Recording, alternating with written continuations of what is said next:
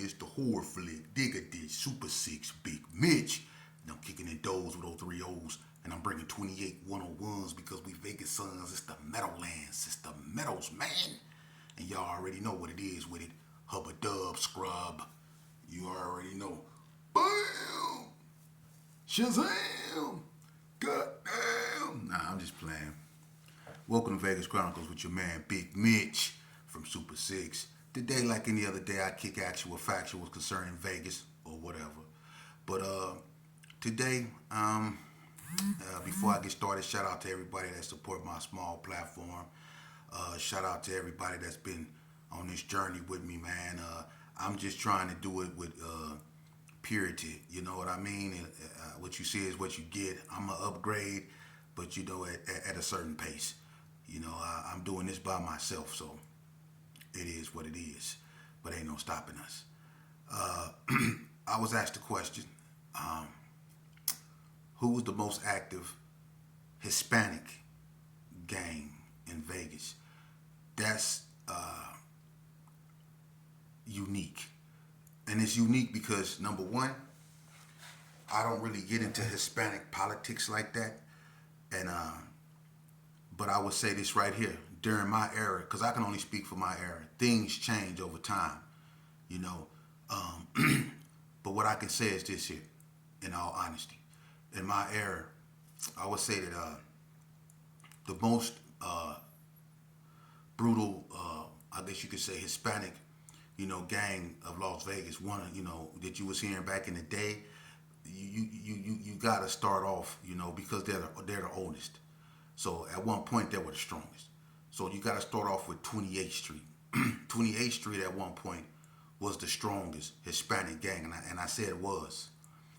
And what happened was you had, you know, other ones that sprouted up like Sanchucos, Little Locos, and so on and so forth. You had Los Hermanos over there in Henderson, and you know, one of the main incidents of my era concerning Hispanic gangs was when one of the head honchos of 28th Street, I think his name was Spider, when the Little Locos came out, you know, what really put them on the map was what they did to Spider, you know, and I'm not getting in their business, but, you know, this is what rumor has it, is that Spider was tricked to a party. You know, I guess the Little Locos act like that they wanted to form an alliance with the 28th Streets, and they tricked Spider to a party. I don't really know. And when he went in the party, you know, they got to poking him up. You know what I mean? And he tried to run out the party, and you know, he was end up ran over and all of those stuff. They ended up taking out Spider. You know, and that started a brutal war between the Little Locos and the 28th Streets, you know. But then you also had the Sanchucos. And, you know, the Sanchucos, for some reason, especially in Elko, was locked in a brutal war with the Los Hermanos in Henderson. I don't know how that happened, but in Elko, they was really at it, the Sanchucos and the Little Locos, you know. But to me to say, you know, who's the most active, I couldn't do that. You know, as time went on, just like with everything else, you know, like the black gangs and stuff, you know, the violence between the Hispanics, they got more violent, and the Sanchucos and the Little Locos went to war. And, you know, that was back during the early 90s. And I remember Noodles from Little Locos, he got killed, you know, and like it was a lot of, you know, back and forth with them. But to say who was the most active, that would be only my opinion. I don't feel I'm qualified to speak, you know, like that when it comes to Hispanics and their politics. So that's something that you would have to take up with them. But I would say that this here, you know, with the influctuation of California Hispanics coming out here and really going, you know, over there on the east side, like since I've been out, you know, I ran into, you know, 18th Streets, Florencias, Clovers, 38th Streets, all that stuff is out here, you know. And, you know, a lot of that is on the east side, you know. But the hub of Hispanic gangs at one point was Northtown. That's where you had the little locos and the Sanchucos and all them. The Los Hermanos was in Henderson. They were there. That was the only Hispanic gang in Henderson. But the North was the hub of the Mexican gangs until the East Side took over. And the East Side came out, and now the East Side is like the hub of what Mexican gangs are. You know what I mean? So I'm not saying they harder or more active than the Northern Mexicans. I'm just saying that the East Side is now, it grew significantly with the fluctuation of Hispanics that came out here from California. Like I say, I don't get into their politics. I don't do that. So as far as who's the most active, I don't know. I don't know. And it's I don't think no African American would know like that. And it was a lot of, and see, one thing about Vegas Hispanics as opposed to I guess you could say California Hispanics is that, see, out here, there's no animosity. There's no there's no area, no go areas where African Americans couldn't be or Hispanics couldn't go. Everybody can go basically where they want to go. You know what I mean? Except a certain few, but everybody can go basically where they go. There's no animosity like that out here. It never was. Blacks can always go on 28th Street. You know what I'm saying? Or in Little Loco Turf and all that old stuff. It wasn't nobody tripping like that out here. So to say who's the most active would be in the eye of the beholder. So, but that's their story, and they could tell it better than me. Moving along. What I would like to talk about, something serious.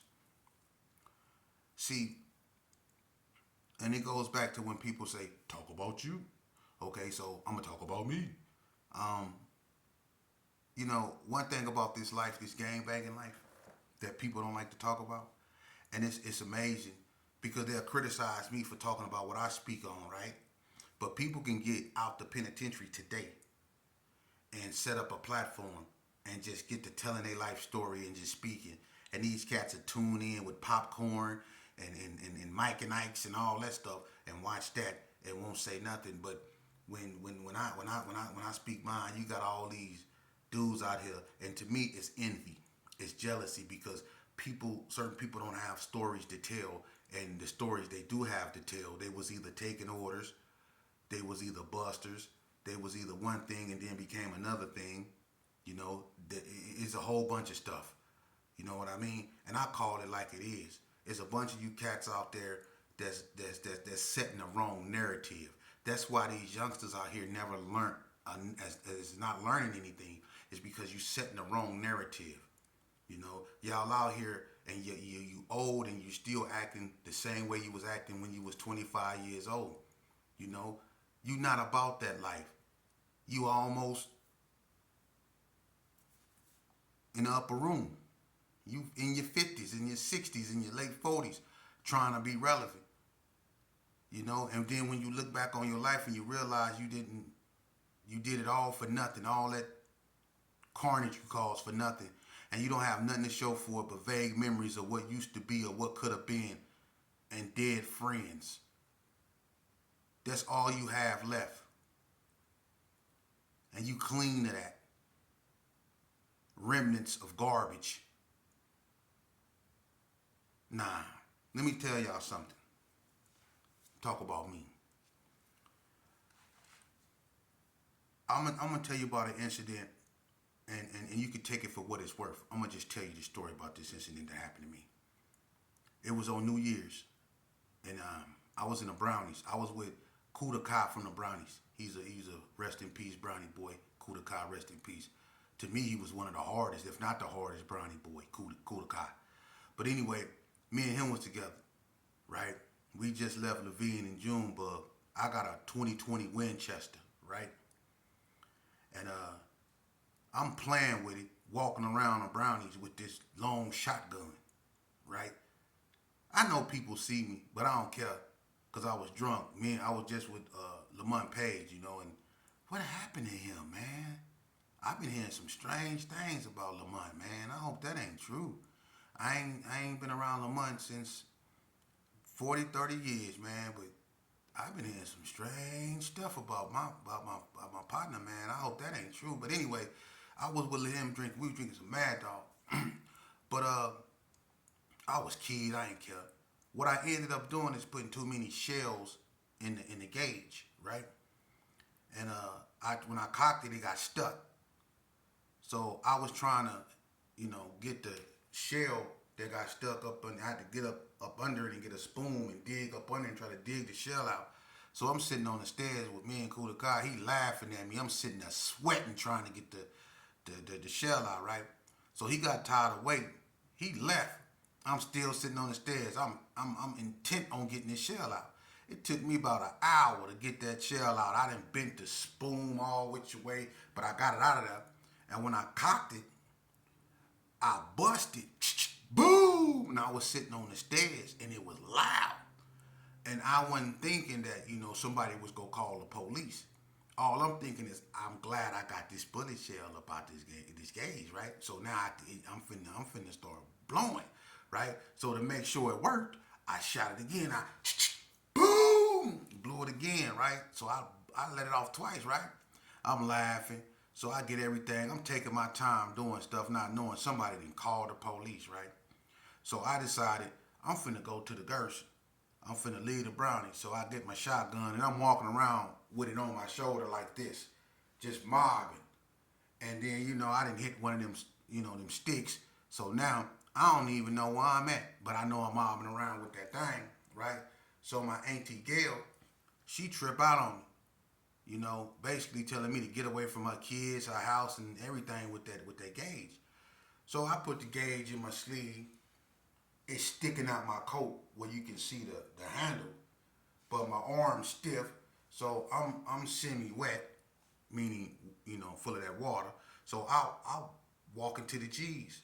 Now this when they closed Lake Mead. Remember they fixed Lake Mead Road to where they cut it off to where you can go to the Brownies, and then they made it so it go all the way around like this.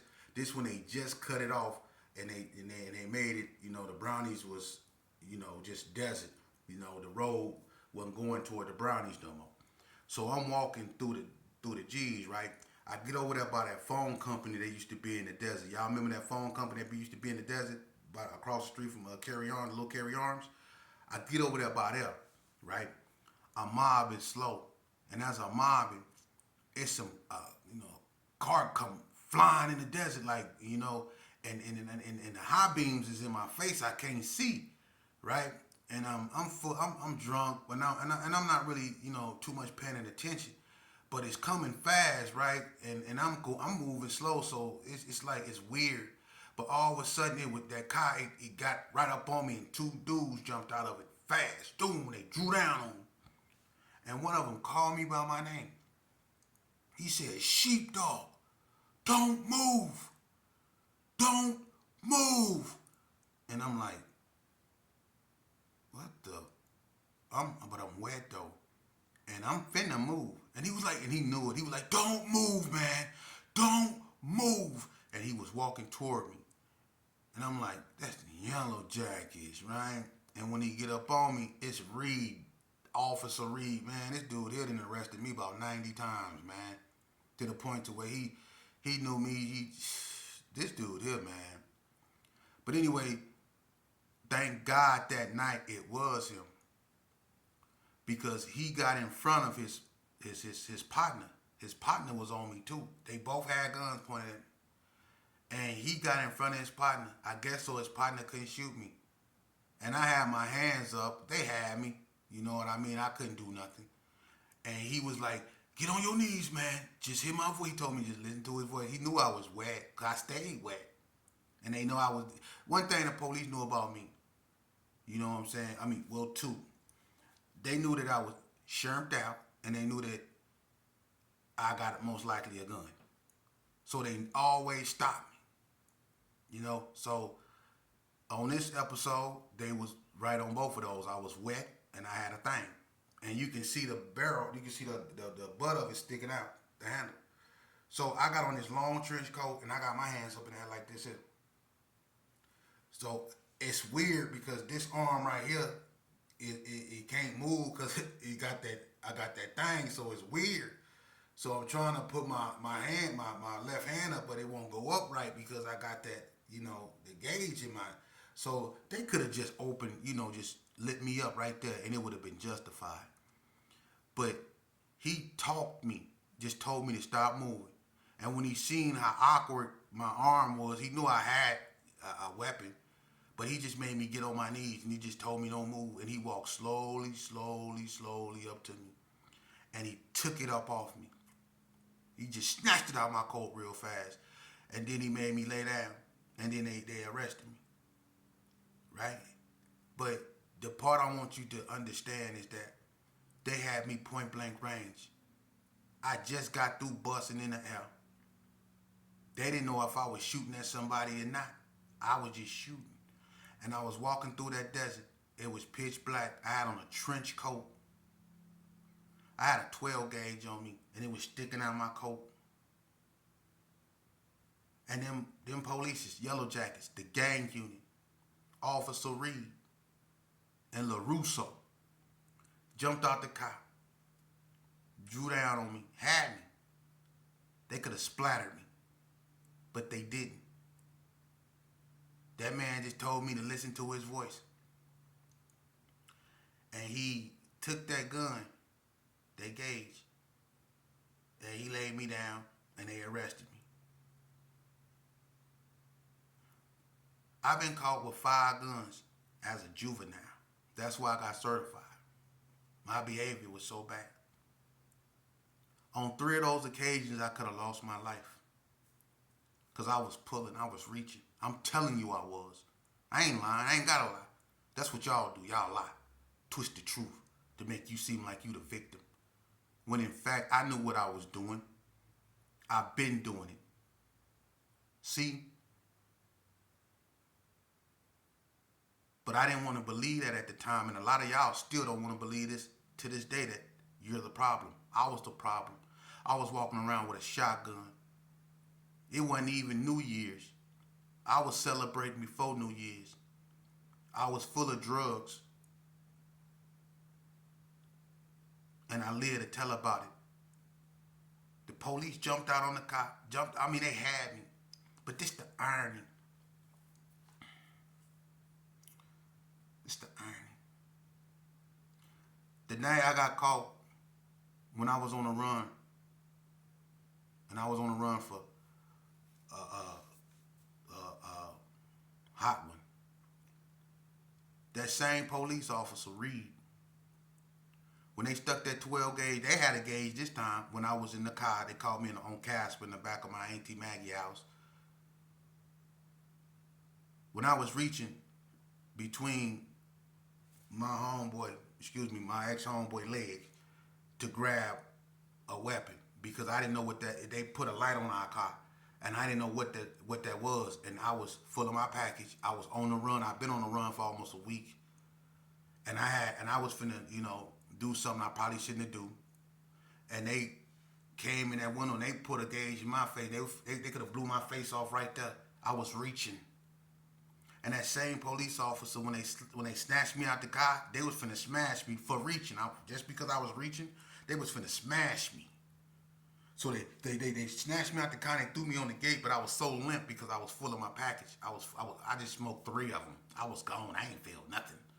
They slammed me, put me in a rear naked chokehold, slammed me again. They was putting me in all kind of locks and slamming. And one of them said, he incoherent. Because when they opened my door up, didn't nothing but a cloud of water come up out of there.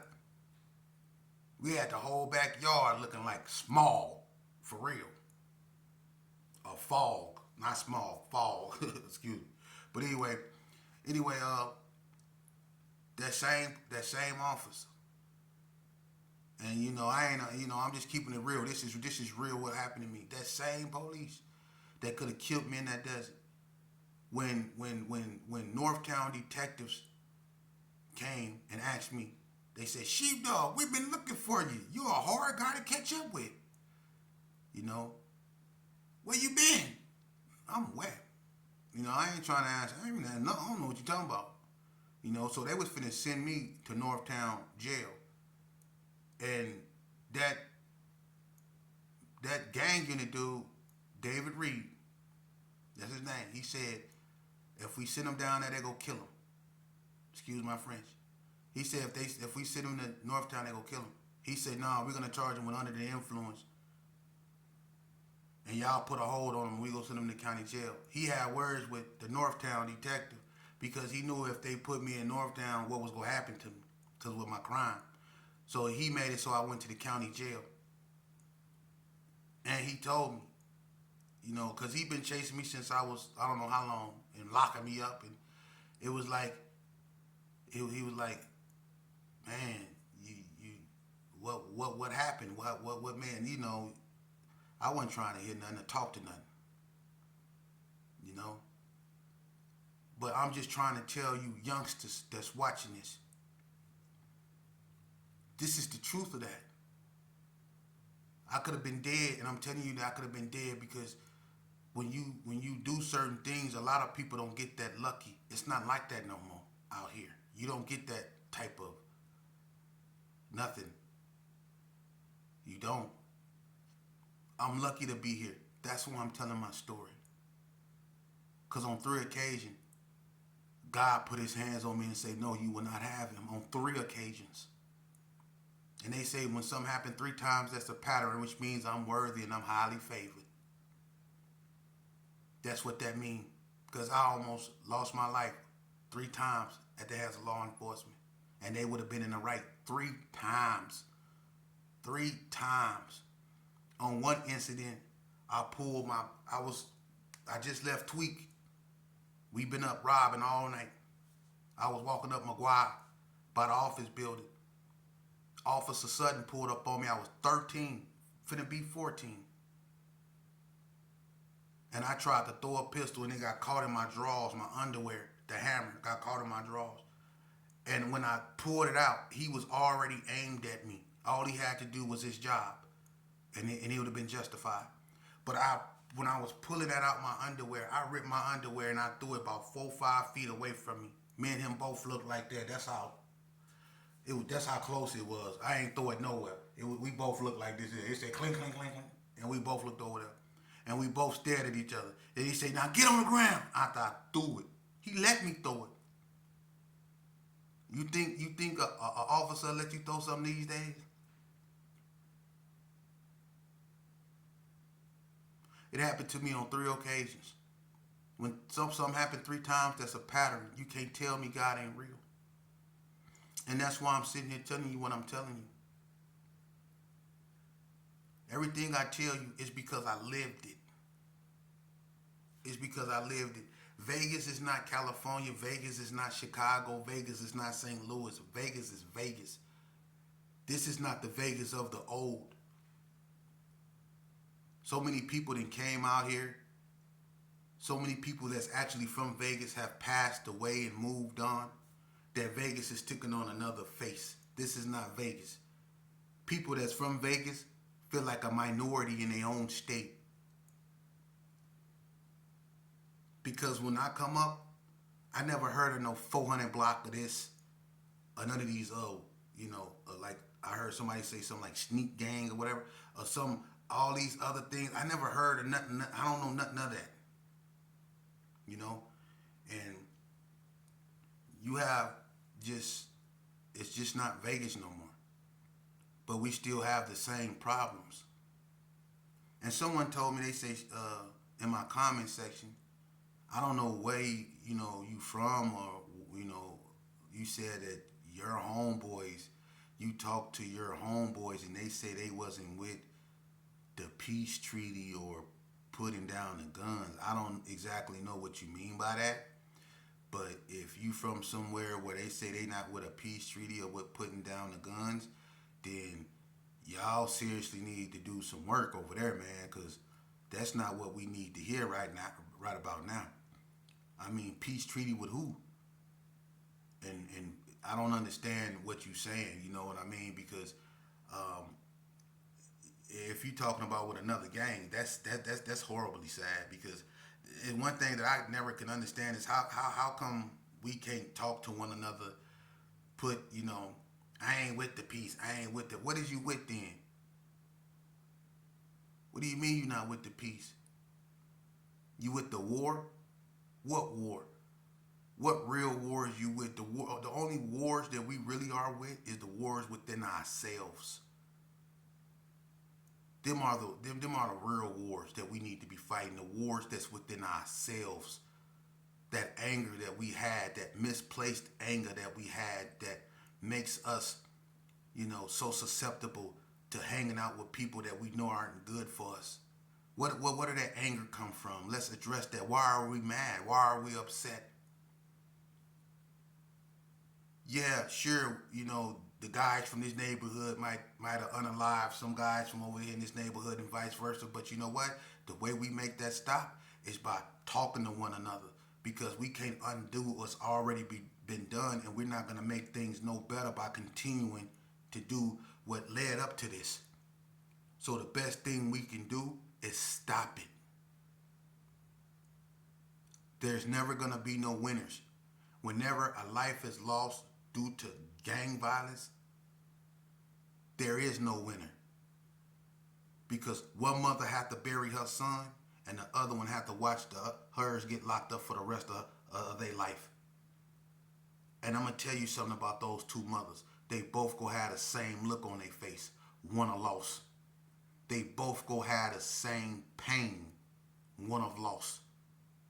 One mother is never gonna see her son again, and the other 9 times out of 10 isn't gonna see her son ever again. And you know what? 9 times out of 10.